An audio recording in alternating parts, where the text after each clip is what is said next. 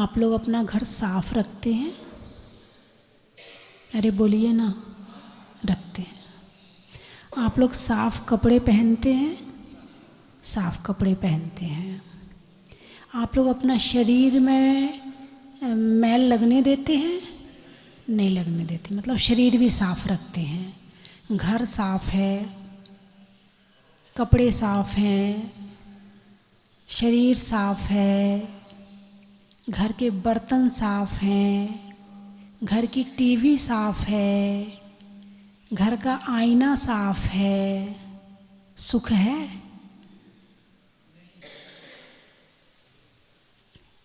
मतलब यदि घर गंदा हो तो अच्छा लगेगा? नहीं लगेगा। कपड़े गंदे हों तो वो भी नहीं पहने जाएंगे। शरीर में मैल लगा पड़ा हो तो वो भी अच्छा नहीं लगेगा, मन खराब हो जाएगा। कितना शरीर गंदा हो रहा, चलो पहले नहा लेते हैं, बाकी काम बाद में करेंगे। ऐसे ही करते हैं ना। कितने कपड़े गंदे हो रहे हैं, बाकी काम बाद में करेंगे, पहले कपड़े धो लेते हैं। आज रसोई बहुत गंदी हो रही है, आज रसोई की सफाई तो करनी है। आज तो रसोई में घुसा भी नहीं जा रहा, क्योंकि रसोई, अरे बोलिए ना, गंदी है। आज तो घर में बैठा नहीं जा रहा है, इतनी गंदगी है, अच्छा नहीं लगता है ना। अच्छा चलो, घर भी साफ है, कपड़े भी साफ हैं, शरीर भी साफ है, रसोई भी साफ है, अब तो अच्छा लगना चाहिए, अब तो अशांति नहीं रहनी चाहिए। लेकिन इसके बाद भी अशांति है या नहीं है? अरे बोलिए ना। सब कुछ साफ करने के बाद क्या साफ करना रह गया? क्या बात, इतना तो जानते हो। इतना तो जानते हो कि जो साफ करने वाला मन था, बस वो ही रह गया।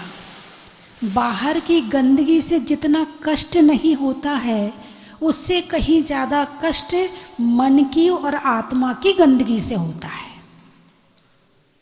बाहर की गंदगी हो सकता है कि हमें कष्ट ना दे, बाहर गंदा पड़ा हो हमारे मन में, फिर भी शांति रह सकती है। कब? जब हमारा मन साफ हो, जब हमारी आत्मा साफ हो। सबको साफ कर लिया, केवल एक चीज़ रह गई साफ करने में, जिसे साफ करना था उसे नहीं किया और बाकी सबको साफ कर लिया। तो मन में, आत्मा में जो गंदगी है वो किस चीज़ की है? आप लोग बता सकते हैं?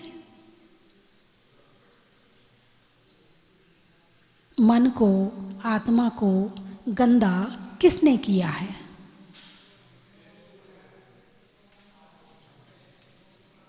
बोलिए ना। विचारों ने। और मतलब गंदगी भी है और हमें यही नहीं पता कि गंदगी कौन सी है, तो साफ कैसे करोगे? किसकी झाड़ू बनानी है, साफ किसको करना है, साफ कहाँ करना है, जब यही नहीं पता है तो सफाई करोगे कैसे? नहीं, पता तो है कषाय हैं, अब साफ कैसे करोगे? गंदगी है मोह की, गंदगी है कषाय की, गंदगी है पापों की, गंदगी है राग द्वेष की। ये गंदगी है। इसके कारण से मन अशांत है, इसके कारण से सारे झगड़े होते हैं, इसके कारण से सारी अशांति फैलती है। और मोह ना रहे तो झगड़ा करने की ज़रूरत भी, अरे बोलिए ना, है ही नहीं। अब भगवान है, अब भगवान का मंदिर यदि गंदा हो तो भगवान को गुस्सा आएगा क्या? वो माली को डांट लगाएगा क्या? तेरे को शर्म नहीं आती? मैं यहाँ बैठा हूँ और तूने मंदिर गंदा कर रखा है। नहीं लगाए। क्यों?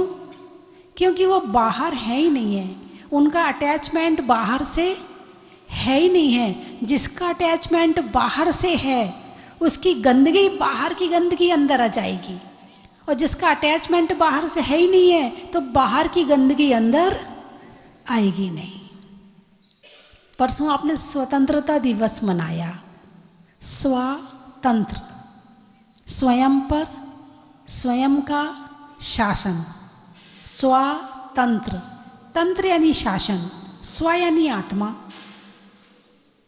स्व यानी आत्मा और तंत्र यानी शासन।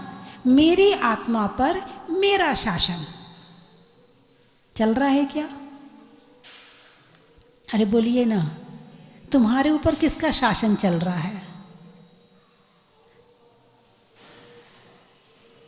पुद्गल का। सो के उठते हो, सबसे पहले मुंह की सफाई करते हो, ब्रश लेके खड़े हो जाते हो, मंजन लेके खड़े हो जाते हो, उसके बाद फिर साबुन लेके नहाने के लिए चले जाते हो, शरीर की सफाई करते हो। इसमें आत्मा कहाँ है? आत्मा तो बेचारी शरीर की सेवा कर रही है। किसकी सेवा कर रही है? आत्मा पर ध्यान नहीं दे रही है। आत्मा शरीर की सेवा कर रही है, मकान की सेवा कर रही है, दुकान की सेवा कर रही है, बच्चों की सेवा कर रही है, घर वालों की सेवा कर रही है। आत्मा की सेवा नहीं कर रही है। इस आत्मा पर का तंत्र है, परतंत्र। इस आत्मा पर कर्मों का शासन चल रहा है। किसका शासन चल रहा है? कर्मों का शासन। कर्म कहते हैं खाओ तो हम खाते हैं, कर्म कहते हैं रो, अरे बोलिए ना, तो रोते हैं। कर्म कहते हैं हंसो तो हम हंसते हैं। कर्म कहते हैं बैठ जा तो हम बैठ जाते हैं। कर्म कहते हैं चल तो हम चलते हैं। कर्म जैसा कहते हैं हम वैसा करते हैं। इसका मतलब ये है कि हमारी आत्मा परतंत्र है, स्वतंत्र नहीं है। और भगवान की आत्मा स्वतंत्र है। उनकी आत्मा पर उनका शासन चल रहा है। उनकी आत्मा के अंदर है। आत्मा में है।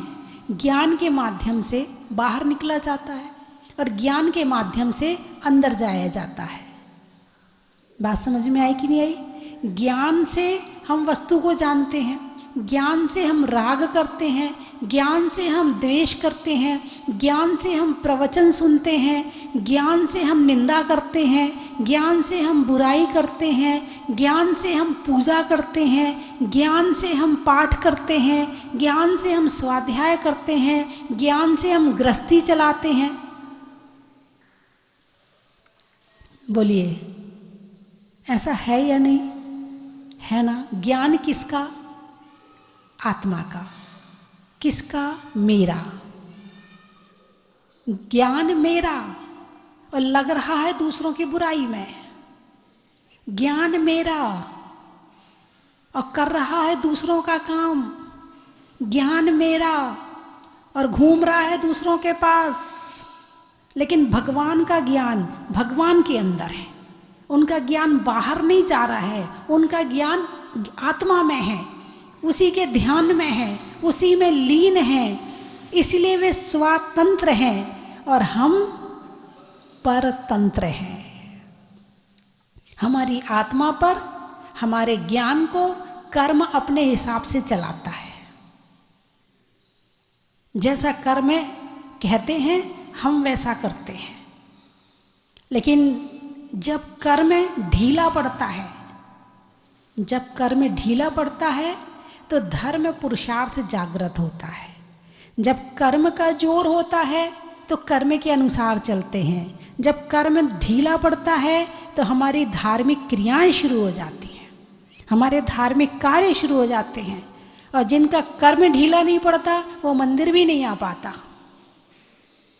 जिनका कर्म ढीला नहीं पड़ता वो प्रवचन भी नहीं सुन पाता। अरे क्या भाषण लगा रखा है, हटाओ, कोई सीरियल लगाओ, न्यूज़ लगाओ, ये लगाओ, वो लगाओ। वो प्रवचन भी नहीं सुन पाता है। उसका कर्म इतना जोरदार है कि वो धर्म कर ही नहीं पा रहा है। लेकिन आपका कर्म ढीला है। आप तीर्थ यात्रा कर रहे हैं, आपने अभिषेक किया, आपने शांति धारा की, आपने पूजा की, आप प्रवचन सुन रहे हैं। अभी कर्म ढीला है और आत्मा का पुरुषार्थ चल रहा है। तो बात चल रही है किराए की मकान की, कि ये शरीर किराए का मकान है, एक दिन खाली। आप लोग भजन वजन भी तो सुनते रहते हैं, किराए का घर है, एक ना एक दिन खाली करना पड़ेगा। सुनते हैं ना? हैं? तो स्थायी घर कौन सा है हमारा? जहां से खाली ना करना पड़े। मोक्ष क्या है? मोक्ष। मोक्ष स्थान स्थायी मकान है, जहाँ से कभी निकाले नहीं जाओगे, जहाँ से कभी ये घर खाली कराया नहीं जाएगा। तो उस घर से ज़्यादा इस घर की चिंता करो कि ये आत्मा अपने स्थायी घर में कब पहुँचे। इसका पुरुषार्थ यदि करना शुरू कर दिया तो बाहर के किराए के मकान फिर दुख देने वाले नहीं है। तो अशुद्धि और विशुद्धि, विशुद्धि आती है मोह के उपशम क्षय उपशम से, और सम्यक दर्शन प्राप्त होता है विशुद्धि से। किससे प्राप्त होता है? विशुद्धि से। 5 लब्धियां होती हैं। जब सम्यक दर्शन प्राप्त होना होता है तब 5 लब्धियां होती हैं। उन लब्धियों के पश्चात फिर सम्यक दर्शन होता है। 6 उपशम लब्धि, विशुद्धि लब्धि, देशना लब्धि, प्रायोग लब्धि और करण लब्धि, ये 5 लब्धियां होती हैं। जब तुम्हारा कर्म का 6 उपशम होता है तब तुम्हारे अंदर योग्यता आती है, उस योग्यता से विशुद्धि आती है। जब मन में आता, मन शांत होता है, जब मन शांत होता तब प्रवचन सुनने का मन करता है। अब किसी के यहाँ पर कोई बड़ी घटना घट जाए, फिर उससे कहो भाई बहन प्रवचन सुन ले, समझ में आएगा? नहीं आएगा, सुना नहीं जाएगा, इच्छा नहीं होगी सुनने की। जब ज़्यादा दुख आ जाए तो धर्म करने में मन, अरे बोलिए ना, धर्म करने में मन नहीं लगता। और जब ज़्यादा सुख आ जाए, ज़्यादा सुख आ जाए तो भी धर्म करने में मन नहीं लगता, और ज़्यादा दुख आ जाए तो भी धर्म करने में मन नहीं लगता है। घर में बैंड बज रहे हैं, शादी हो रही है, नृत्य कर रहे हैं, झूम रहे हैं, खाना पीना चल रहा है, फिर कहो प्रवचन सुन लो। अरे रुक तो जा, यहाँ तो ये कार्यक्रम चल रहा, तुझे प्रवचन की पड़ी है। और जब ज़्यादा दुख आ जाए तो उसमें रोना आता है, मन परेशान रहता है, टेंशन चलती है, विचार उल्टे सीधे आते हैं, वहाँ भी प्रवचन सुनने का मन करता ही नहीं है। ये सांसारिक दुख और सांसारिक सुख, ये दोनों ही मोह के कारण उत्पन्न होते हैं। इसे कहते हैं मोह जनित सुख और मोह जनित दुख।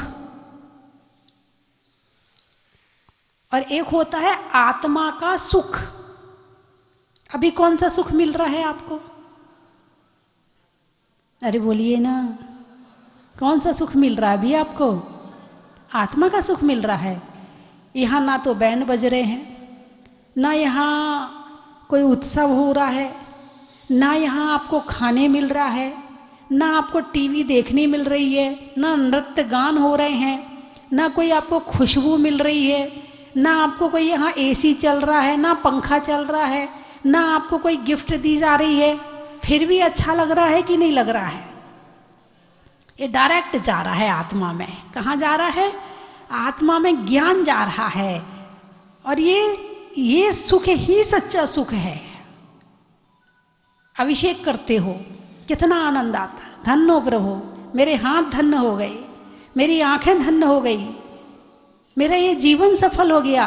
मैंने आपका अभिषेक किया, मैंने आपकी शांति धारा की, मैं आपको स्पर्श कर पाया, मैं आपको छू पाया। आप वीतरागी हैं, आप परम वीतरागी हैं। ऐसी कुछ मेरे साथ भी हो कि मेरे अंदर भी वीतरागता आए, मैं भी राग द्वेष को छोड़कर आपके जैसा बन सकूं। कितना आनंद आता है। छोड़ने में आनंद है या ग्रहण करने में आनंद है? देख लो, छोड़ने में आनंद है कि ग्रहण करने में आनंद है? जब मोह ज़्यादा होता है तो ग्रहण करने में आनंद आता है, और जब मोह ढीला पड़ता है तो छोड़ने में आनंद आता है।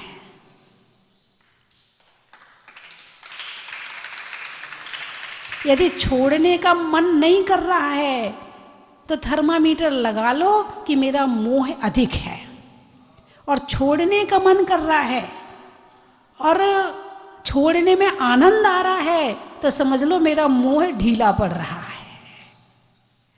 त्याग धर्म है। त्याग क्या है? धर्म है। दान पुण्य है। एक दान और त्याग में अंतर मालूम है कि नहीं मालूम है? अभी त्याग धर्म आएगा, जो 10 धर्म है उसमें त्याग धर्म है, दान धर्म नहीं है। क्षमा, मार्दव, आर्जव, शौच, सत्य, संयम, तप, त्याग, अकिंचन, ब्रह्मचर्य, त्याग। यहाँ दान नहीं बताया है। हालांकि दान करने में भी त्याग करना पड़ रहा है, लेकिन त्याग में पूरा होता है और दान में थोड़ा होता है। जो थोड़ा किया जाए वो दान है, और जो पूरा किया जाए वो त्याग है। दान देते समय भगवान बस ध्यान रखना दुकान नहीं चल रही है, अब आपकी बोली ले तो ली है, अब ध्यान रखना। दान में देने के साथ साथ लेने की भावना है, मगर त्याग करने में लेने की भावना नहीं है। कर दिया मतलब कर दिया, छोड़ दिया मतलब छोड़ दिया। दान अच्छी चीज का दिया जाता है और त्याग अच्छी और बुरी दोनों का किया जाता है। त्याग की परिभाषा अलग है और दान की परिभाषा अलग है।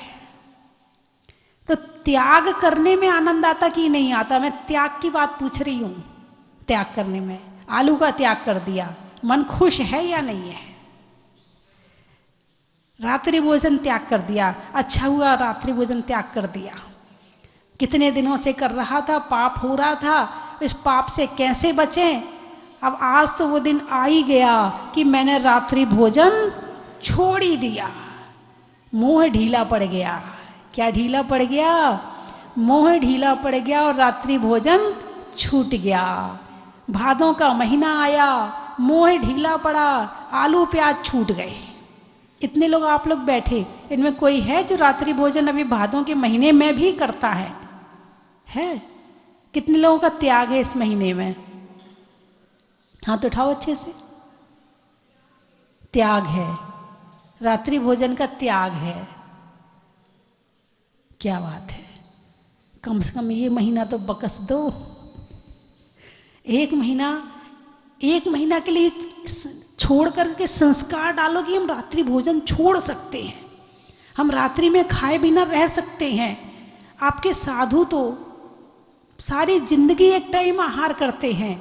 यदि भादों के महीने रात्रि में भोजन ना मिले तो क्या एक महीने आप एक टाइम खा के नहीं रह सकते हैं? अरे बोलिए ना। रह सकते हैं, मगर मन कहता नहीं, खाना है, दुकान जा रहे हैं ना, खाना जरूरी है। अब आप कहोगे हम मेहनत करते ना इसलिए हमें 2 टाइम चाहिए।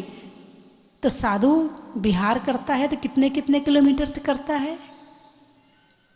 20-20, 25-25। उसमें क्या मेहनत नहीं लगती? उसमें क्या थकान नहीं होती? फिर साधु कहे भाई आज तो हम बिहार करके आए हैं, आज तो 2 टाइम होना चाहिए। लेकिन नहीं, एक टाइम के पानी और एक टाइम के आहार में इतना बिहार हो जाता है। तो आपके एक टाइम के आहार में, और आपको तो दिन में पूरे दिन खाना है, रात्रि का ही तो छोड़ना है। पानी भी पी लो, दूध भी पी लो, फल भी खा लो, और सब चीज़ें आप लिए दिन भर छूट है। रात्रि भोजन ही तो छोड़ना है। क्या एक महीने के लिए छोड़ नहीं सकते? अरे बोलिए ना, कौन कौन छोड़ सकता है एक महीने? अब तो वैसे भी कि 4-5 दिन निकल गए हैं, भादों के 6 दिन निकल गए हैं, आज छठ हो गई है। अब कौन कौन छोड़ सकता है? हाथ उठाकर बताए कि एक महीने, अब इस महीने भादों के महीने पूर्णमासी तक, अनंत चतुर्दशी और पूर्णमासी तक, इस महीना उठाइए हाथ अच्छे से। अब आज से त्याग है, ठीक है, उठाइए हाथ अच्छे से उठाइए, मैं देख तो लूँ। बहुत बढ़िया, बहुत बढ़िया। और यहाँ महिलाएं तो खैर करती नहीं है, बहुत अच्छी होती है महिलाएं। जो लोग टीवी में देख रहे हैं और खाते हैं तो वो भी हाथ उठा लें कि कम से कम भादों के महीने रात्रि भोजन नहीं करेंगे। बाहर और अंदर, बाहर और अंदर क्या होता है? कुछ नहीं होता है। यदि आपने रात्रि भोजन त्याग किया है और एक दिन नहीं मिला, तो आप ये सोचो हमारे साधु कैसे रहते हैं, क्या हम नहीं रह सकते हैं? ऐसा चिंतन करने से आपका मन अपने आप शांत हो जाएगा और धीरे धीरे धीरे करके आपके अंदर एक कॉन्फिडेंस पैदा होगा, विल पावर आएगी। मैं इसके बिना भी रह सकता हूँ, मैं इसके बिना भी रह सकता हूँ। और जितनी चीज़ों के बिना हम रह सकते हैं उतना मोह कम, और जितना मोह कम उतनी लड़ाई झगड़े कम, उतनी अशांति कम और उतना सुख। यदि रात को खाते हैं और वहाँ पहुँच नहीं पाए जहाँ खाना था, या किसी ने तुम्हें खाने नहीं दिया, विकल्प होगा नहीं होगा? लड़ाई झगड़े होंगे नहीं होंगे? कम से कम आपका मन शांत है, मुझे खाना ही नहीं है, पहले से मन शांत हो गया तो आपको लड़ाई झगड़ा करने की जरूरत पड़ेगी नहीं। इसीलिए त्याग बताया है। जैन धर्म में, सब धर्मों में दान बताया है, मगर जैन धर्म में त्याग बताया है। और कैसे करना है? मन से करना है। कर दिया त्याग तो कर दिया। तुम धन का दान करते हो ना, तो कितने की रसीद कटवाई है तुम्हें सारी जिंदगी याद रहते हैं। हम पदमपुरा गए थे तो इतने की रसीद कटवा के आए थे, हम जहाजपुर गए थे तो इतने की रसीद कटवा के, सारी जिंदगी याद रखते हो। लेकिन त्याग करने वाला याद नहीं रखता है। त्याग करने वाले को पता ही नहीं रहता कि उसने कब त्याग कर दिया। कर दिया मतलब कर दिया, भूल गया। तो धर्म जैसा बताया है ना, यदि वैसा किया जाए तो ये जीवन बहुत महान और बहुत सुखी हो जाएगा। लेकिन धर्म को जैसा बताया है वैसा नहीं करते हैं, नहीं करते हैं, दिखावा करते हैं। मैंने ये त्याग किया, मैंने वो त्याग किया, गीत गाते हैं उसके। जिसको कर दिया हो उसको भूल जाओ और जो है उसे त्याग करने का विचार करो।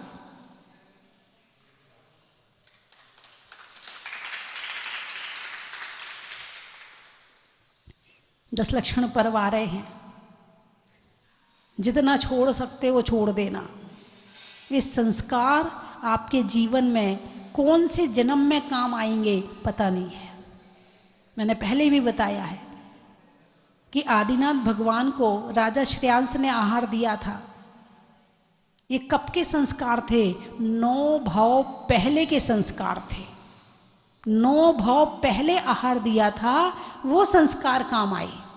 ऐसे ही इस समय जो आप अच्छा काम करेंगे वो आपके जन्म जन्म में काम आएंगे। इसलिए इस तरह के कार्य अपना जीवन ऐसा बनाओ कि हमारा अगला जन्म भी सुधर जाए, उससे अगला भी सुधर जाए, उससे अगला भी सुधर जाए, और एक दिन अपने स्थायी निवास मोक्ष में पहुंच जाए। अपने जीवन को ऐसा बनाओ, व्यवस्थित बनाओ। व्यवस्थित, क्या खाना, कितना खाना, कब खाना, कितना सोना, कितना बोलना, कितना देखना, कितना करना और कितना अपने लिए करना। अपने जीवन को व्यवस्थित करो। इस जिंदगी को लापरवाही से मत जियो। जैसे तुम नोट खर्चा लापरवाही से नहीं करते हो, सोच समझ के करते हो, ऐसी जिंदगी का हर पल सावधानी से जियो कि ये जीवन, अभी भी जीवन अच्छे से रहे और अगला जन्म भी सुधार दे।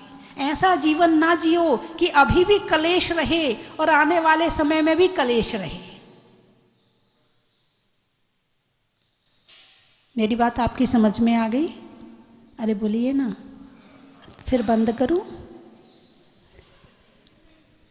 नहीं माता जी, इस जीवन को वास्तव में सारा संसार बहुत लापरवाही से जी रहा है। नोट एक बार चला जाएगा तो दोबारा लौट के आ जाएगा, लेकिन ये जीवन का जो पल चला गया वो दोबारा लौट कर आने वाला नहीं है। इतनी सावधानी से हर पल कितना बोलना, कितना देखना, कितना सोचना, कितना सुनना, कितना हमें काम करना, कितना हमें दूसरों की सहायता करनी, कितना हमें आत्मा के लिए करना। एक एक पल को बिल्कुल व्यवस्थित बना लो। अपनी जिंदगी का एक एक पल लिख लो कि मुझे क्या करना है, और बाहर के काम, संसार के काम उतने करो जितने जरूरी हों, और बाकी अपने लिए जियो। एक किराए का मकान है, ना जाने कब खाली हो जाए, और ये सबसे अच्छी क्वालिटी का मकान है, यहाँ रह कर के सफ़र अच्छा पास हो जाता है, तो इस मकान से हम मंजिल पर जल्दी पहुँच सकते हैं, इस मकान से मोक्ष पास में है और बाकी मकान से मोक्ष दूर है। और जब ये मकान अच्छा मिल गया है तो इसका सदुपयोग कर लो, इसका दुरुपयोग ना करो। क्रोध करना, कषाय करना, पाप करना, दूसरों का बुरा करना, ये इसका दुरुपयोग है। और अपने लिए सोचना, ध्यान करना, स्वाध्याय करना, पूजा करना, त्याग करना, भक्ति करना, ये इसका सदुपयोग है। चलिए समाप्त करूं। भोजन में भात का, तत्वों में सात का, तीर्थंकरों में मुनि सुब्रतनाथ का, जाति में साहू का, रहने में भू का, और तीर्थंकरों में पदम प्रभु का, स्वभाव में नर्म का, भोजन में गर्म का, और जीवन में अंदर से करने वाले धर्म का, शरीर में कान का, गाने में तान का, और एक किराए के मकान का। कम से कम ये सोचो, मिला तो है। दुनिया में ऐसे बहुत से लोग हैं जिनके पास मकान ही नहीं है, हमें कम से कम मिला तो है। अनाज में चने का, गर्मी में पने का, और अच्छा अच्छा सोचने का, मन को मोड़ने का, पर्वत को तोड़ने का, और रात्रि भोजन आलू प्याज छोड़ने का। कहाँ कहाँ से आए बताइए। खनिया धाना, रिश्तों में नाना का, पुर्जों में पाना का, और आने वालों में खनिया धाना का। पाटन, साड़ियों में साटन का, खिड़की पर कॉटन का, और आने वालों में पाटन का। खितौला, अच्छा। दुकान में लाला का, मकड़ी के जाला का, और आने वालों में खितौला का। गाने में सुर का, नृत्य में नूपुर का, और आने वालों में जबलपुर का। पिछीवाड़ा, ये पिछीवाड़ा, अच्छा। जनवरी में जाड़ा का, जाड़े में काढ़ा का, और आने वालों में पिछीवाड़ा का। धरियावद, होने में गदगद का, मंत्रों में वदवत का, और आने वालों में धरियावद का। घाटोल, सड़क में टोल का, धरती में गोल का, और आने वालों में घाटोल का। भिंडर, होने में निडर का, जाने में किधर का, और आने वालों में भिंडर का। सावन में बिया का, और आने वालों में पलासिया का। हो गए सारे। टीकमगढ़, वृक्षों में बड़ का, बड़ की जड़ का, और आने वालों में टीकमगढ़ का। नेता में वोट का, जेब में नोट का, और आने वालों में गोला कोट का। नहीं करने में गड़बड़ का, वृक्षों में बड़ का, और आने वालों में डिब्रूगढ़ का। भोजन में बड़ा का, गर्मी में घड़ा का, और आने वालों में भीलवाड़ा का। हाल का, गर्मी में रुमाल का, और आने वालों में भोपाल का। देने में दाद का, नहीं होने में विवाद का, और आने वालों में फरीदाबाद और औरंगाबाद का।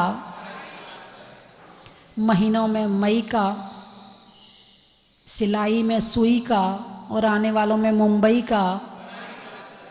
प्रभु की मूरत का, मनुष्यों की ज़रूरत का, और आने वालों में सूरत का। सर्दी में कोट का, नेता में बोट का, और आने वालों में बड़ौत का। त्रियंचों में बिल्ली का, डंडा में गिल्ली का, आने वालों में दिल्ली का। गर्मी में हवा का, बीमार में दवा का, और आने वालों में खंडवा का। महलों में ताज का, और शादी में रिवाज का, और आने वालों में प्रयागराज का। रिश्तों में ससुर का, देवों में असुर का, और आने वालों में सीतापुर का। कंगन में जड़ा का, भोजन में बड़ा का, और आने वालों में बांसवाड़ा का। अनाज में चना का, गर्मी में पन्ना का, और आने वालों में नगीना का।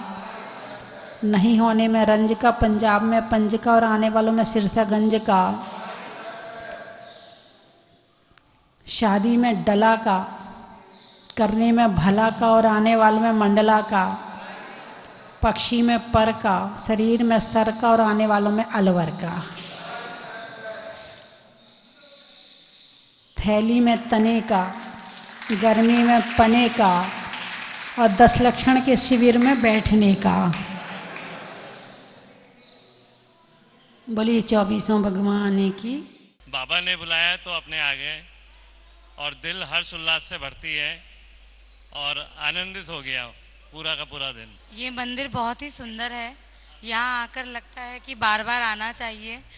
यहाँ आकर जाने का मन नहीं हो रहा है। ये मूर्त निहारते हैं तो अपने आप ही सारे भाव उमड़ आते हैं। हमारा पूर्ण परिवार जहाजपुर के लिए हमेशा आगे रहेगा। जय हो बाबा की। अभी तक तो बस केवल टीवी में ही देखा था, लेकिन इस बार यहाँ आके तो बहुत आनंद आया, मन एकदम उछल रहा है। नाथ भगवान जी के दर्शन करने पहली बार आए हैं। जहाजपुर का टीवी में ही देखा है, लेकिन बहुत ही इच्छा थी हमारे ससुर जी की, तो बहुत ज़्यादा ही थी। वो आज इस दुनिया में नहीं है। हम आ रहे थे 24 तारीख को, वो 21 जून को ही एक्सपायर हो गए, लेकिन हमें 2 महीने लेट हो गया भगवान के दर्शन के लिए।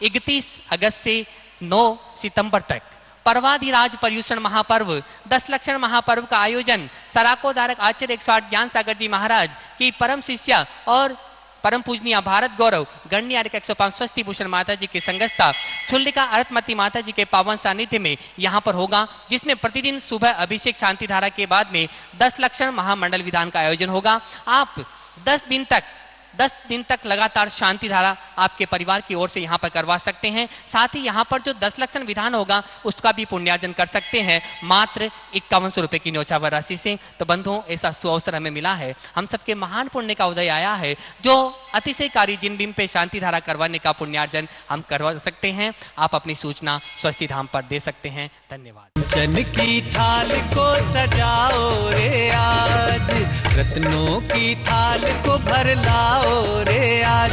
आओ आओ करे रे गुणगान आरती भगवन की।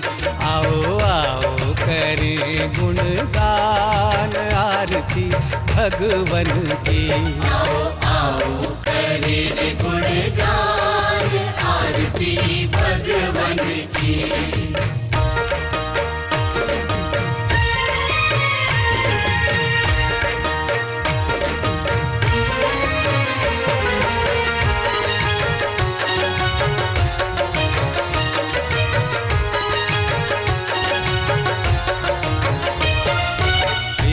सुमित्र के राज दुलारे, माँ पद्मा जी के नैनों के तारे। पिता सुमित्र के राज दुलारे, माँ पद्मा जी के नैनों के तारे। राजगृही में जन्म लियो आप, राजगृही में जन्म लियो आप। आओ आओ मनाए खुशी आज आरती भगवन की। आओ आओ करें गुणगान आरती भगवन की। आओ आओ करें गुणगान आरती भगवन की।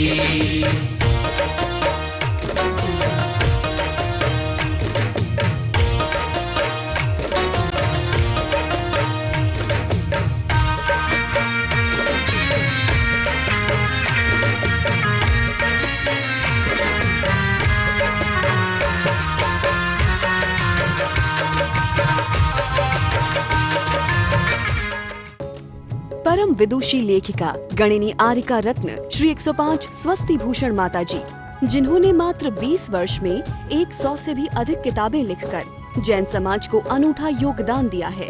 बड़े बड़े विधान जैसे कल्पद्रुम महामंडल विधान, सिद्ध चक्र महामंडल विधान, इंद्रध्वज महामंडल विधान एवं विशेष जिनपद पूजांजलि आदि महत्वपूर्ण साहित्य बहुत ही सरस सरल व सुबोध शैली में लिखे हैं, जिसमें गद्य एवं पद्य साहित्य भी समाहित है। इन महान साहित्यों को पढ़कर आप भी अपने ज्ञान का विकास कर सकते हैं। साहित्य प्राप्त करने हेतु आज ही संपर्क करें। संपर्क सूत्र 7906062500 98683 45768।